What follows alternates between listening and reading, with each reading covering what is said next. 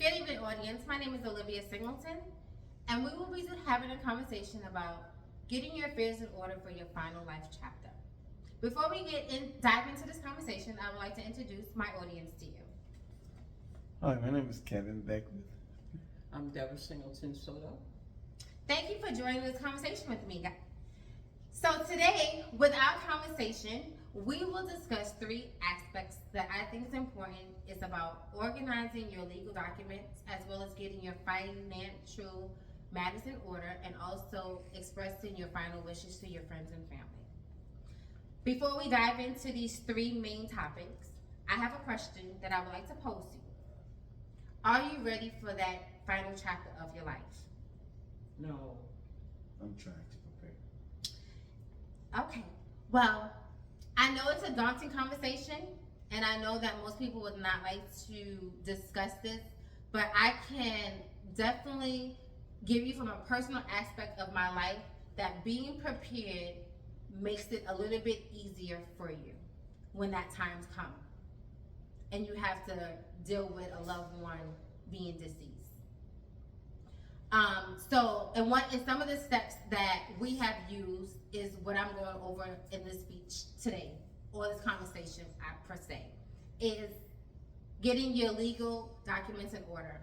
And some of the legal documents that we're going to discuss today is having a will. A will is in place for the aftermath of making sure that the stuff that you leave behind is being shared among who you want to have your items. Another document is trust. The trust is for if you have real estate, if you have assets in different companies that you want to make sure is protected and is not going to go to the state. Another important document that I believe that is so important is power of attorney. A power of attorney is, and actually having a dual power of attorney is actually the better one, because that actually deals with financial decisions as well as personal decisions. And those are when, say for instance, you're in a hospital and you're unable to make a decision. That is giving that person the right to make a decision because you already discussed what you want and what you don't want to happen in your final chapter. Now we're going to move over to having your financial matters in order. And that means having a beneficiary on your accounts. That means bank accounts, life insurance, anything that's financially connected to you, you want to have a secondary person on that. And that is to prevent going into probate. That's why it's so important to have a trust that we discussed early on in this conversation. The next thing is the most important thing that most people would not even think about is making sure that all your documents is in one central location.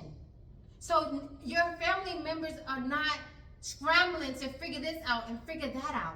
Just making sure that it's in a central location. You trust one person or multiple people to know what to do and how to conduct your final chapter decisions for you. The next thing, another important aspect is getting your wishes honored the way that you want it. And I can tell you a personal story for me is that my dad passed away 2 years ago.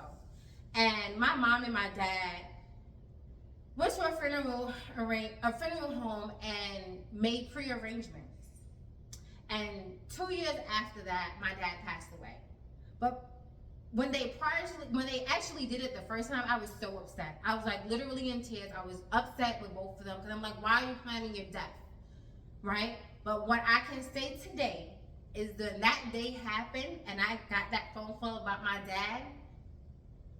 The last thing that I had to worry about is his financial responsibility, making sure his legal documents in order, or anything of his wishes because he already did it. So that's one less thing that I had to worry about, which that's why it's so important to make sure you have your affairs in order.